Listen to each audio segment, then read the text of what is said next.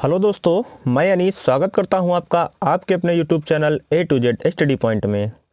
आज की क्लास में हम लोग संविधान का भाग 2 करने वाले हैं। इसके पहले भाग 1 में हम लोग संविधान सभा के बारे में बात किया था।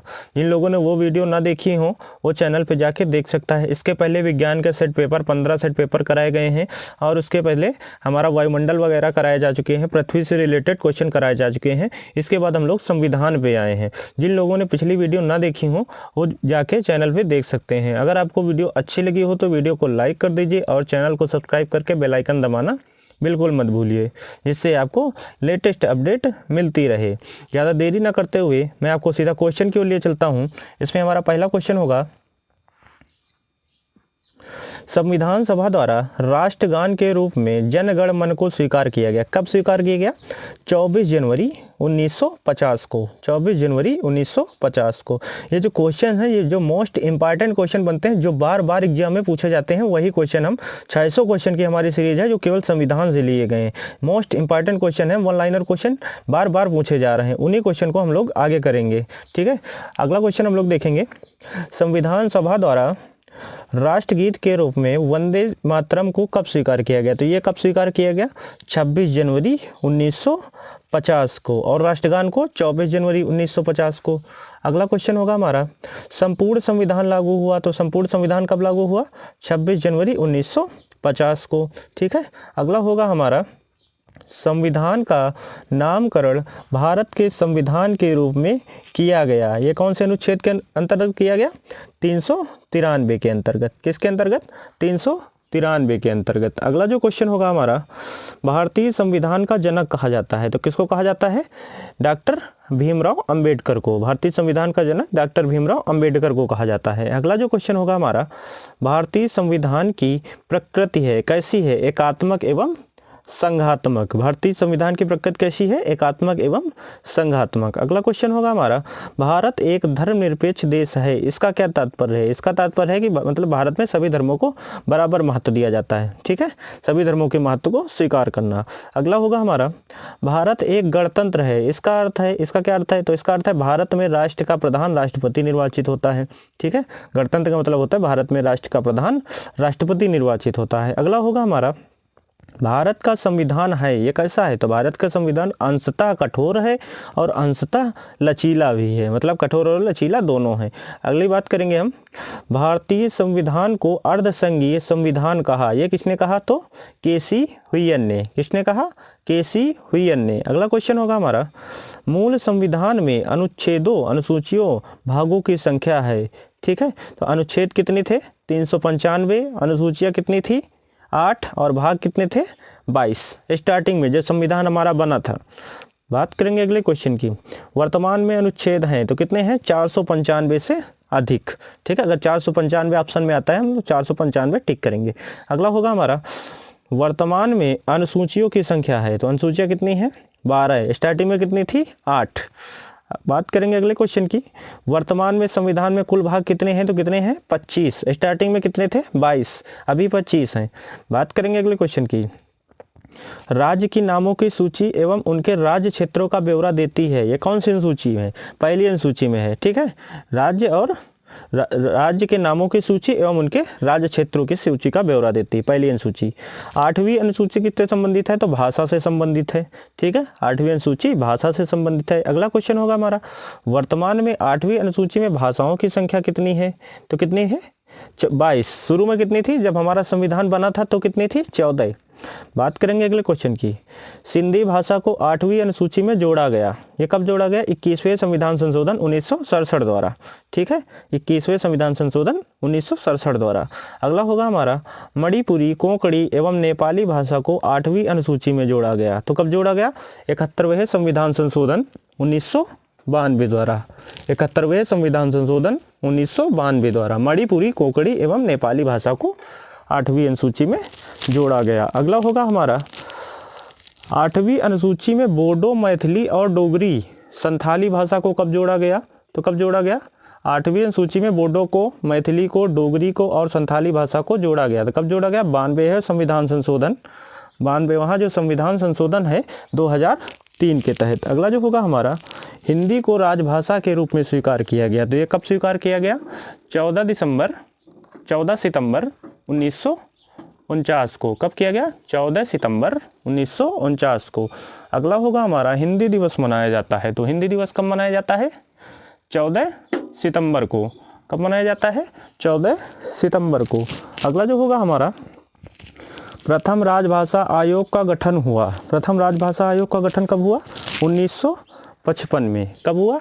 1955 में। अगला जो होगा हमारा, राजभाषा आयोग के प्रथम अध्यक्ष कौन थे? तो कौन थे? बाल गंगाधर खरे। कौन थे? बाल गंगाधर खरे। अगला बात करेंगे हम, दूसरी अनुसूची संबंधित है, किससे संबंधित है? पदाधिकारियों के वेतन भत्ते एवं पेंशन से। किससे संबंधित है? पदाधिकारियों के वेतन भत्ते और पेंशन से।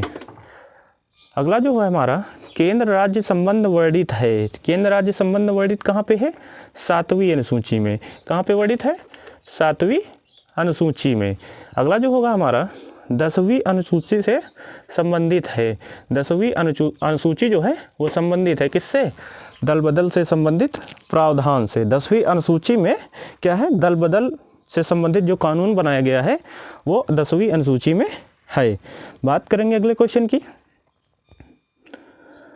संविधान में देश का नाम, संविधान में देश का नाम क्या लिखा है?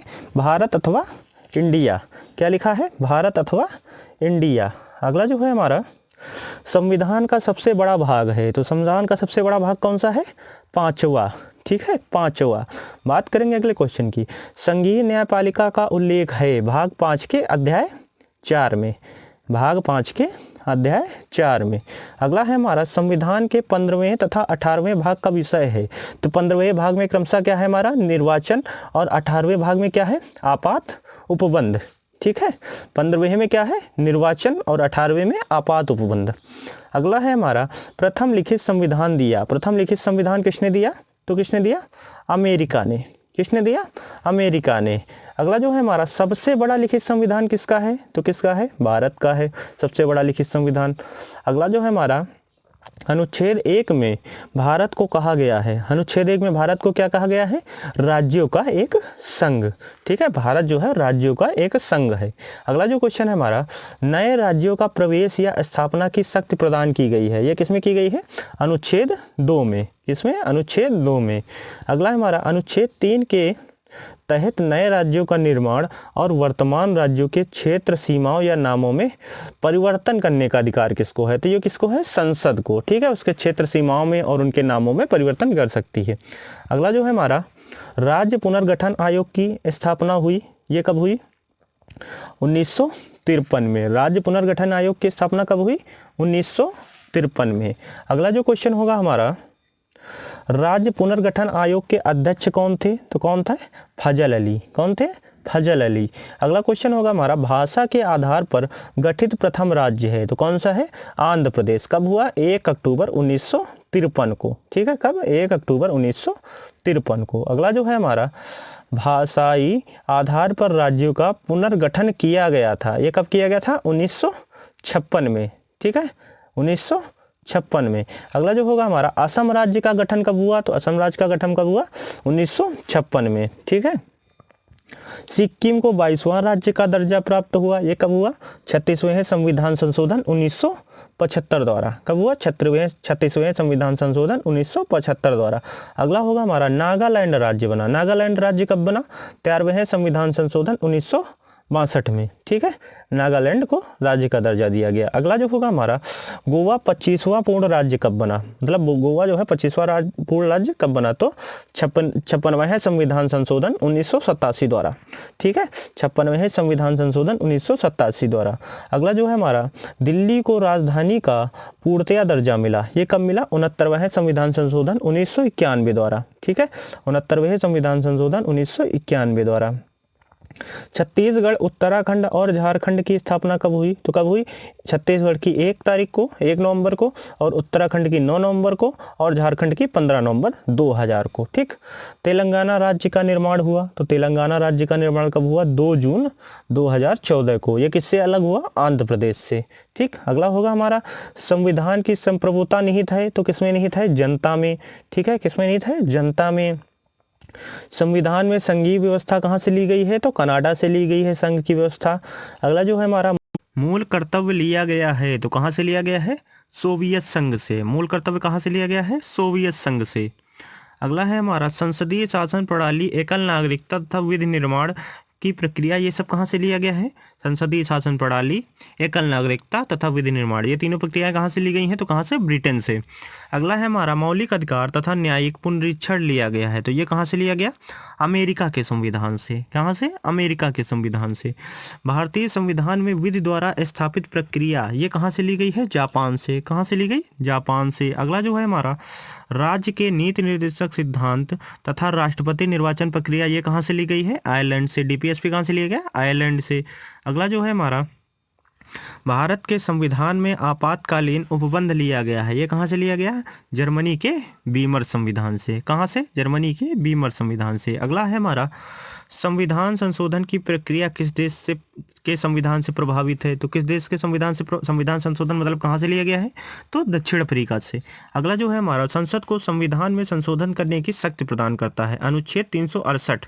ठीक है, ये कहाँ पे है? भाग 20 में है। ठीक। अगला है हमारा, संविधान में प्रथम संशोधन कब हुआ? तो ये कब हुआ? 1951 में ही संविधान में पहला संशोधन हो गया। बात करेंगे अगले क्वेश्चन की, वर्तमान में राज्य, संघ और समवर्ती सूची में विषयों की संख्या है, तो राज्य में 61 है, संघ में 100 है, और समवर्ती सूची में 52 है। अगला है हमारा, समवर्ती सूची के विषयों पर विधि निर्माण की शक्ति किसे प्राप्त है? तो केंद्र व राज्य दोनों को। समवर्ती सूची में दोनों कानून बनाते हैं। अगली है हमारी, वन एवं पर्यावरण विषय, तो ये किस सूची का है? तो समवर्ती सूची का। ठीक है, किस सूची का है? समवर्ती सूची का। समवर्ती सूची ली गई है, तो कहाँ से ली गई है? ऑस्ट्रेलिया से। ठीक है, समवर्ती सूची ऑस्ट्रेलिया से ली गई है। शिक्षा समाचार पत्र विषय है किससे? समवर्ती सूची का है।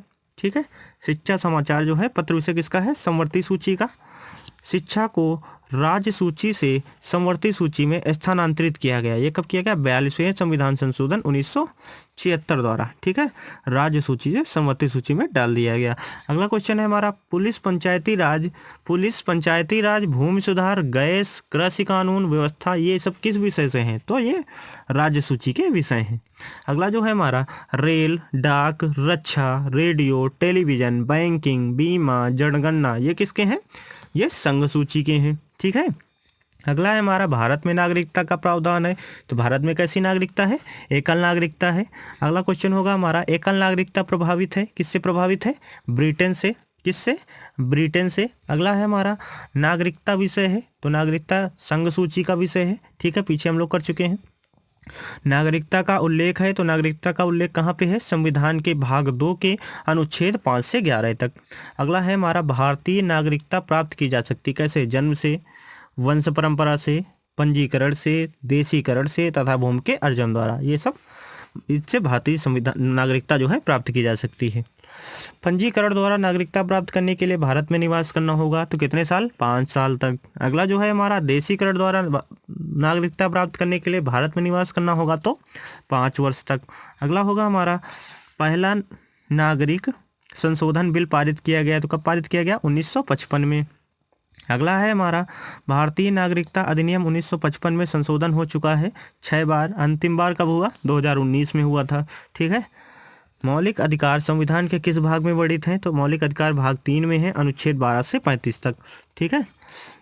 भारत का मैग्ना कार्टा किसे कहा जाता है? तो संविधान के भाग 3 को भारत का मैग्ना कार्टा कहा जाता है।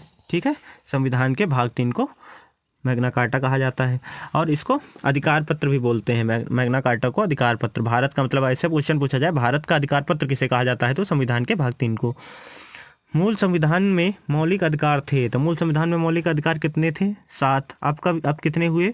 6 से 6। वो संपत्ति का अधिकार हटा दिया गया। ठीक है, वर्तमान में मौलिक अधिकार 6 बता चुके हैं। संपत्ति के अधिकार को मूल अधिकार से सूची से हटाकर विधिक अधिकार अनुच्छेद 300 में रख दिया गया, आर्टिकल 300 में रखा गया है। ठीक है, आर्टिकल 300 में इसको रख दिया गया। ये एक विधिक अधिकार हो गया है 44वें संविधान संशोधन 1978 द्वारा।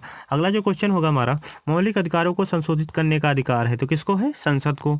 ठीक है, इसको है संसद को। संसद को मौलिक अधिकारों में संशोधित करने का अधिकार दिया तो केशवानंद भारती बनाम भारत संघ वाद ने। ठीक है, मौलिक अधिकारों का रक्षक माना जाता है सर्वोच्च तथा उच्च न्यायालय को। ठीक है, दोनों को मौलिक अधिकारों का रक्षक माना जाता है। आर्टिकल 32 के तहत हम लोग, आर्टिकल जो हमारा 32 है इससे सर्वोच्च न्यायालय जा सकते हैं, और आर्टिकल हमारा 226 है इससे हम उच्च न्यायालय जा सकते हैं। ठीक है, डायरेक्ट। अगला होगा हमारा, मौलिक अधिकारों का निलंबन कर सकता है, तो कौन कर सकता है? राष्ट्रपति। कौन कर सकता है? राष्ट्रपति। अनुच्छेद 14 में कानून की समानता का अधिकार लिया गया है, तो ये कहाँ से लिया गया? कानून में समानता ब्रिटेन से। अस्पृश्यता का अंत है आर्टिकल 17 में है, अनटचबिलिटी। ठीक है, छुआछूत। अगला जो है हमारा, उपाधियों का अंत अनुच्छेद 18 में है। ठीक है, प्रेस की स्वतंत्रता या बोलने की स्वतंत्रता वर्णित है तो 19 का में। ठीक है, 19(1) के का में। ठीक है, अगला जो है हमारा, चौथा स्तंभ इंगित करता है। चौथा स्तंभ कौन सा है लोकतंत्र का? तो उसको प्रेस को लोकतंत्र का चौथा स्तंभ बोला जाता है। अगला जो है हमारा, प्राण एवं दैहिक स्वतंत्रता का संरक्षण वर्णित है, तो ये किस में वर्णित है? आर्टिकल 21 में। ठीक है, प्राण एवं दैहिक स्वतंत्रता का संरक्षण। अगला है हमारा, अल्पसंख्यक वर्गों के हितों का संरक्षण संबंधी अधिकार उल्लिखित है, तो ये किस में है? 29 में आर्टिकल। ठीक है, आर्टिकल 29। 6 से 14 वर्ष के उम्र के बच्चों के लिए निःशुल्क शिक्षा अनिवार्य शिक्षा किया गया 86वें संविधान संशोधन 2002 द्वारा अनुच्छेद 21 के काम में इसको रखा गया है। ठीक है, 86वें संविधान संशोधन द्वारा प्रस्तावित शिक्षा का अधिकार लागू हुआ। ये कब लागू हुआ? 1 अप्रैल 2010 को। ठीक, 14 वर्ष से कम आयु के बच्चों द्वारा जोखिम भरा काम प्रतिषेध किया गया है, ये आर्टिकल 24 में है। ठीक है, अनुच्छेद 24 में। अगला है हमारा, मौलिक अधिकारों को प्रवर्तन कराने हेतु अनुच्छेद 32 के तहत सर्वोच्च न्यायालय कितने प्रकार के रिट जारी कर सकता है? तो कौन कितने प्रकार के? 5 प्रकार के रिट जारी कर सकता है। अगला होगा हमारा, उच्चतम तथा उच्च न्यायालयों द्वारा जारी किए गए 5 रिट हैं। ठीक है, इसको रिट है यहाँ पे, कितने रिट है? 5 रिट। पहला है बंदी प्रत्यक्षीकरण, दूसरा है परमादेश, तीसरा है प्रतिषेध, चौथा है उत्प्रेषण, पांचवा है अधिकार पृच्छा। अधिकार पृच्छा। अगला जो है हमारा, उच्च न्यायालय तथा सर्वोच्च न्यायालय द्वारा नागरिकों के मौलिक अधिकारों की रक्षा हेतु जारी किया गया समावेश है, तो क्या है? मौलिक अधिकारों की रक्षा हेतु परमादेश जारी किया जाता है। ठीक है, बंदी को 24 घंटे के अंदर सशरीर न्यायालय के सामने पेश करना, यह कौन सा समादेश कहलाता है? बंदी प्रत्यक्षीकरण। ठीक है, कौन सा? बंदी प्रत्यक्षीकरण। अगला होगा हमारा, हो गए। इस तरह से हम लोगों ने ये सेकंड पार्ट भी कंप्लीट कर लिया है।